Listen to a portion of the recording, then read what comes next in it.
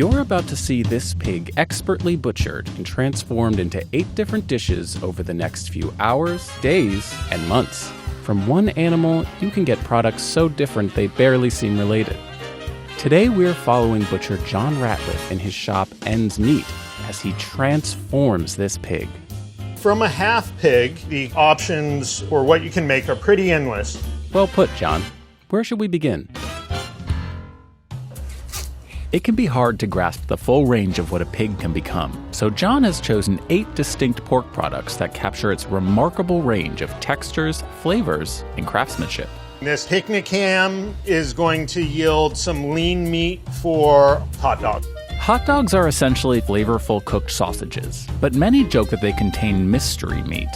Here, the mystery is solved. Hot dogs get a little bit of a rough rap. Maybe some deserve it. I don't know. I don't make all the hot dogs out there. We just make our hot dogs. These hot dogs are coming from beautiful cuts of fatty meat from the shoulder and the hind leg.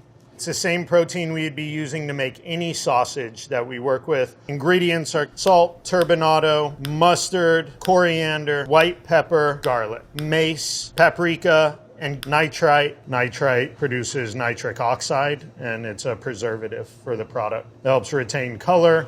We're going to go ahead and grind this protein first to break it down into small particulates. 70-30 lean pork to fat. We keep them super cold so that the fat doesn't over smear and become greasy and separate out. We're going to let this refrigerate, get super duper cold, and then we're going to put it in the bowl cutter with ice, which is a bunch of blades that spin in quick succession, and we make an emulsion with our spices and our salts and sugars. I wanted one of these my entire career, and I finally got one. This is all probably about 36 degrees. The bowl is ice cold. We want to break down the protein particulate super duper fine. An emulsion is just a fancy word for getting fat and water to stick together. If you didn't emulsify, the hot dog would break apart. Add some water, salt, and plenty of mixing, and the pork turns sticky like glue. It grabs onto the fat and water and keeps them from running away. Everything came together. From this point, I'm going into our sausage stuffer. This is a vacuum stuffer. I love it so much. It has portion control, the ability to vacuum out all air pockets before casing, and it is just really good looking. This is a sheep casing. It's part of the intestinal tract. The casing is like shrink wrap for meat. It squeezes everything together and removes the oxygen, which keeps the bacteria at bay. Now we're gonna hang it in our smoker and let it cook all the way. So this is a Pro Smoker. When I say Pro Smoker, I mean the company's name Pro Smoker. It makes me look like a pro smoker, but I really just program it to do everything it needs to do. When you cook protein, it loses a percentage of its water content. One of the many points of emulsifying protein is so that it doesn't lose its water content. These are cased at 80 grams, and by the time it's smoked and cooled, it should still maintain it roughly 80 grams because it is an emulsified product. Program runs it through its dry cycle, smoke cycle, then a steam cycle, then a water shower cycle. We put these hot dogs in a little over 3 hours ago. We're gonna take these over to our blast chiller. A blast chiller is an extremely effective and controllable refrigerator. And let them chill fully before packaging them and sending them to the butcher shop and sending them out to restaurants. Now, John's moving on from a complicated product to one that's comparatively simple. This is the belly. You can use it for a million things. Today I'm making bacon. Bacon. Crispy, chewy, smoky, salty, sweet-y. It's one of the most popular and versatile products that comes from a pig. And it all starts with the belly. This will be a good slammer. Woo! Just because pork belly tends to be a single muscle doesn't mean it's straightforward. Countless layers of protein and delicious fat. Fats that are soft, fats that are hard. The road to bacon begins with a few small ingredients, known collectively as a cure. The cure consists of kosher salt, turbinado sugar, finely ground cinnamon, and ground black peppercorn. Once I apply this cure, it's going to sit for 10 days, allowing the salts and sugars and spices to penetrate the protein. We just took our bacon off of a 10-day cure. We're gonna smoke this at a cooler temperature for 3 hours. Smoking was once a way to protect meat. Today, we use smoke mostly for flavor. And then cook it with moist heat for the remainder of its cooking period, just so we can retain some moisture in the protein and the exterior doesn't dry out too bad. Bacon's been smoking. We're gonna transfer it over to our blast chiller.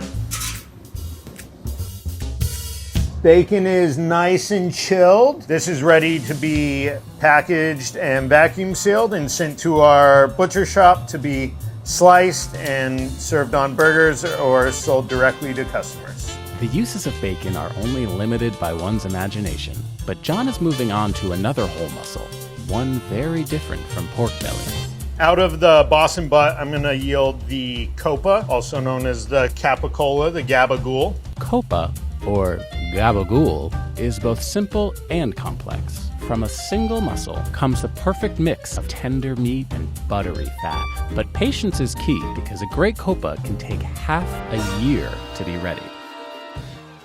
Mixture of muscles in here that all have webs of beautiful intermuscular fat. The muscle is extremely active, so it has a lot of flavor. You can see how dark the protein is, a darker red hue to it. The more active the muscle is, there's more oxygen, there's more myoglobin in the protein. Because it has these kind of webbed layers of fat, once this gets cured with salt, sugar, garlic, and chili, and aged for 6 months, the sliceability of it stays very moist. It's nice little strands of fat that keep it soft and supple on the palate. Supple? Sure. Sick. I'm going to apply the cure to the protein. The less moisture is, the less chance for bacteria to survive. Also, salt tastes good. Coming off of its 14-day cure, we're ready to encase this in caul fat. Caul fat is pork stomach lining. And this is going to act as our barrier between the outside oxygen and the protein surface. Nice tubular shape. We're going to go ahead and truss this. This helps give us the tension. I'm going up and over. As the product dries, the more pressure from the exterior, the better the final texture and shape of the Coppa. Okay. And we are ready for fermentation process. Outside of the bacterial prevention aspect, what that fermentation does, it gives us a really nice sliceability, binds this protein together. The protein strands shrink up and then they expand out. These units go through the wall. We put raw product in on one side and take cooked or fermented or dried product out on the other. We put on fermentation about 48 hours ago on the other side of this through our production room. These are gonna go for a nice long rest. They'll lose 35 to 40% of their original water weight. This is the Coppa a couple of months into drying.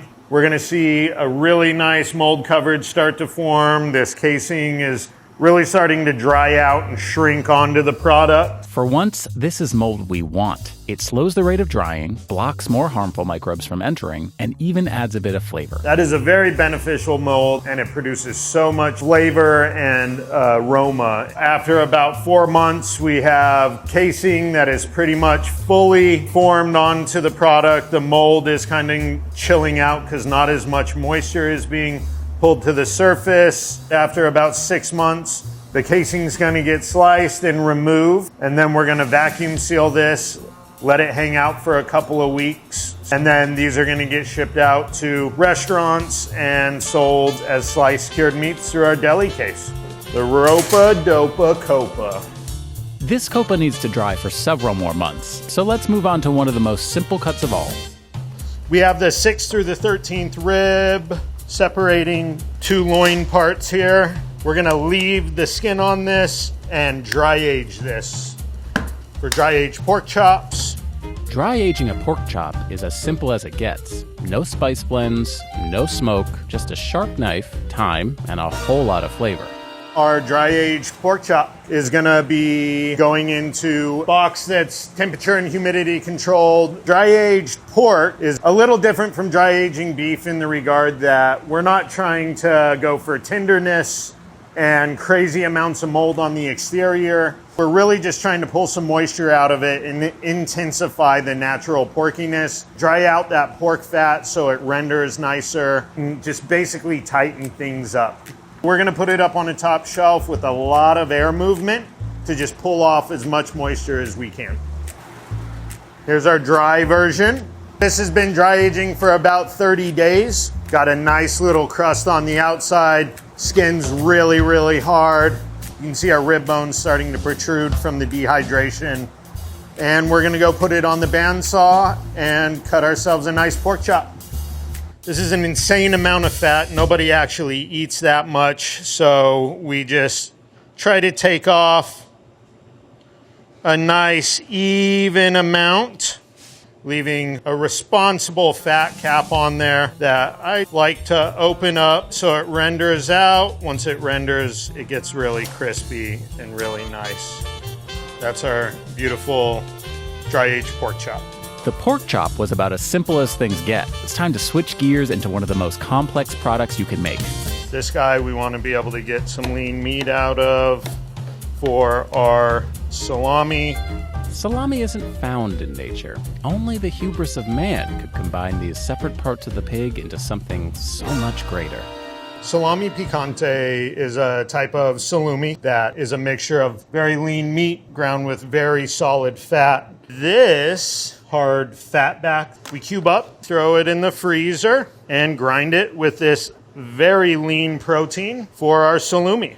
This is lean meat blend of brisket, clawed heart, underblade, petite tender, spices and salts and sugars, kosher salt, turbinado, finely ground New Mexico red chili, coarsely ground New Mexico red chili. I grew up in New Mexico, so I always bring a little bit of New Mexico with me in everything I do. These are both versions of a dried hatch red chili that have a medium spice level to it. A little bit of picante. Nitrate, fennel seed, and our starter culture, which we apply to allow beneficial bacteria to produce lactic acid and preserve the product. Going to grind all of our proteins with all of our hard fat. The desired fat ratio is about 70-30. The fat is frozen, so it's about 10 degrees right now. Instead of smashing it or smearing it into the protein, we're able to create little balls of fat that are nice and will blend in and give a good separate speckled visual. We want texture to be kind of loose, and then it all tightens up when it ferments and dries. Everybody in the boat? As I'm just trying to distribute, I use this like raking motion with my fingers to try to help pull all the seasoning through and make sure that culture gets penetrated into every corner. Raw meat spoils fast, so salami makers add a friendly bacteria culture which eats the sugar and turns the mix acidic. This tangy acidity is hostile to dangerous microbes. This ground mixture is referred to as a farce. We're going to be casing it inside of a 90 millimeter collagen casing. It's going to allow us to dehydrate the product, and the casing will shrink with the product, constantly allowing moisture to pass through it. We're going to allow this little hand crank to force all the sausage into this collagen casing. I want to try to mitigate any air gaps or spaces between the proteins, and that'll allow really solid bind, and once it's dried, a really good sliceability. Since we inoculated this with bacteria, it needs to go directly into a fermentation chamber. Off to the side, we have a little small package of the farce. We use that so we can monitor and test the pH. I'm gonna hang out at 75 degrees with a 95% humidity for 48 to 72 hours until we get our pH below 5.3. These have been on fermentation for 48 hours. They're ready to come out. The product is going through many stages in this room. At the beginning, we have a very wet, fermented product. Now what we really want to do is let it hang out in this room, let the moisture extract to the surface and dissipate into the environment. We have a batch 2 weeks into its life cycle, and you can see a beautiful mold start to form on the exterior. A decent amount of moisture lost, and the protein itself is starting to tighten up. This has been aging for about 3 months. The mold kind of chills out as there's less and less moisture being pulled to the surface. There's less for the mold to feed on. So at this point, we're going to pull the casing off, and this product is either going out to restaurants or going to our butcher shop, and we're slicing it for customers. We worked through many of the small cuts and even the scraps, but one of the biggest muscles is still waiting. We're looking at a ham right now with the H-bone attached, the tailbone, and the top sirloin. Smoky, salty ham wins us over with a texture perfectly balanced between tender and chewy. Ham-a-llama. So we're gonna make our brine and smoked ham. The brine is salt, sugar, coriander, black peppercorn, fennel seed, and nitrite. Dissolve that in water, submerge our ham, and allow it to brine for 10 days. Curing and brining are similar but different. Brine adds moisture as it seasons, while a dry cure leaves the ham denser and drier. The muscles in the ham are very lean. Once they're smoked for a period of time, can get very dry. So we try to mitigate that a little bit by submerging them in liquid, and they've absorbed some of that brine, and it maintains a juicy moisture. I'm doing this in a bag, have better control over our brine ratio, and then we'll put this in our vacuum sealer to close the top.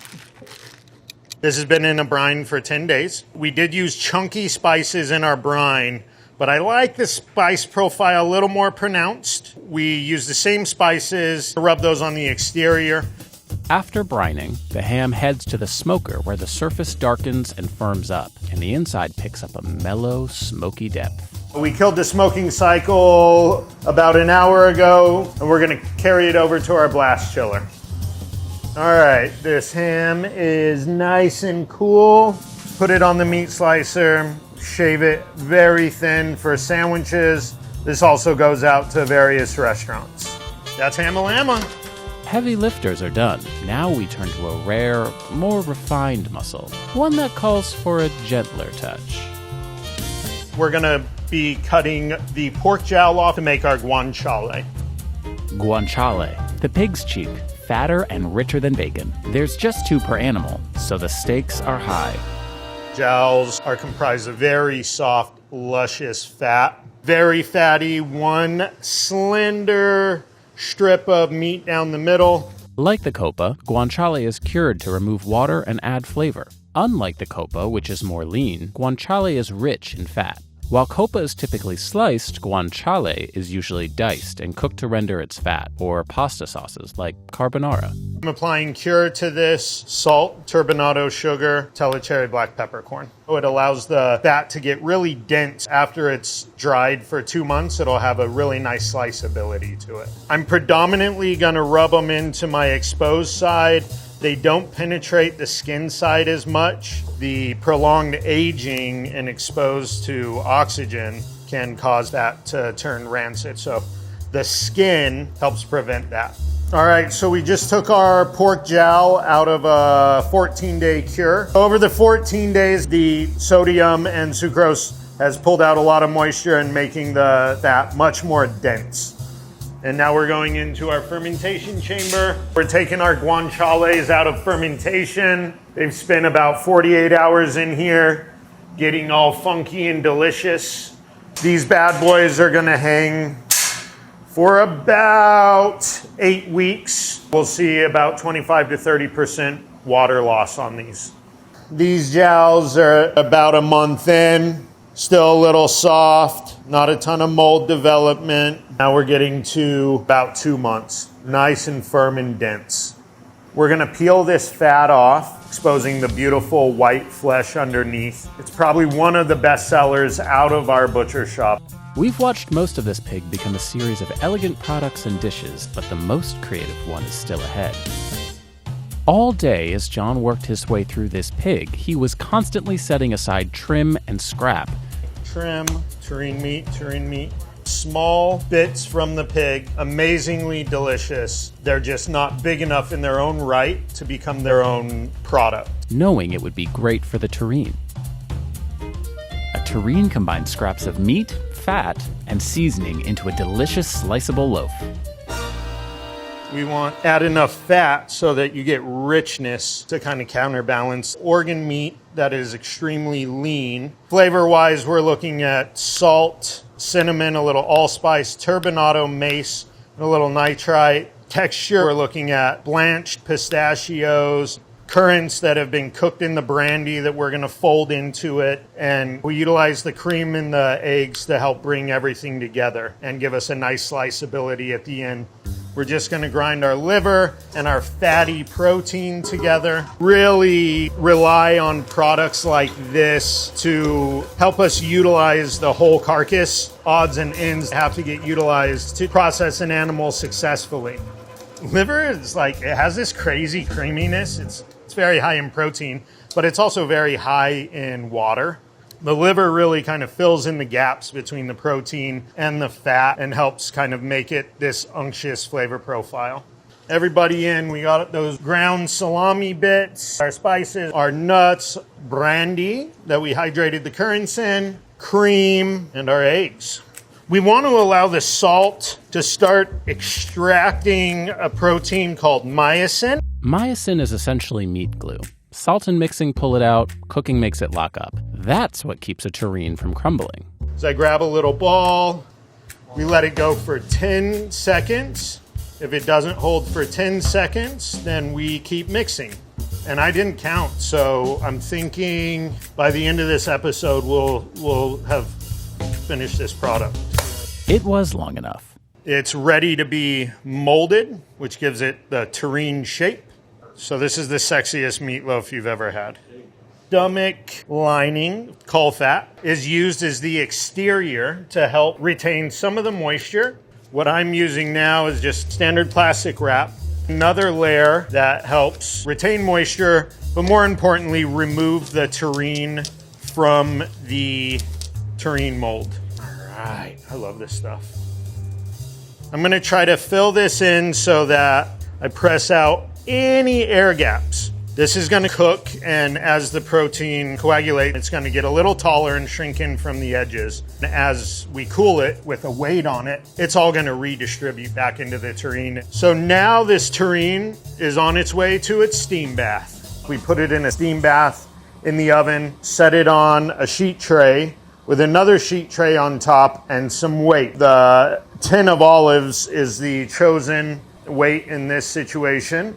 We let this warm up just a little bit so that we can peel the edges away and hopefully it tamps out. If I did my job well. There we go. This guy is going to get cut into 1/2 inch to 3/4 inch slices and enjoyed with a nice glass of wine. Very delicious treat. And there you have it, every possible pork product in existence.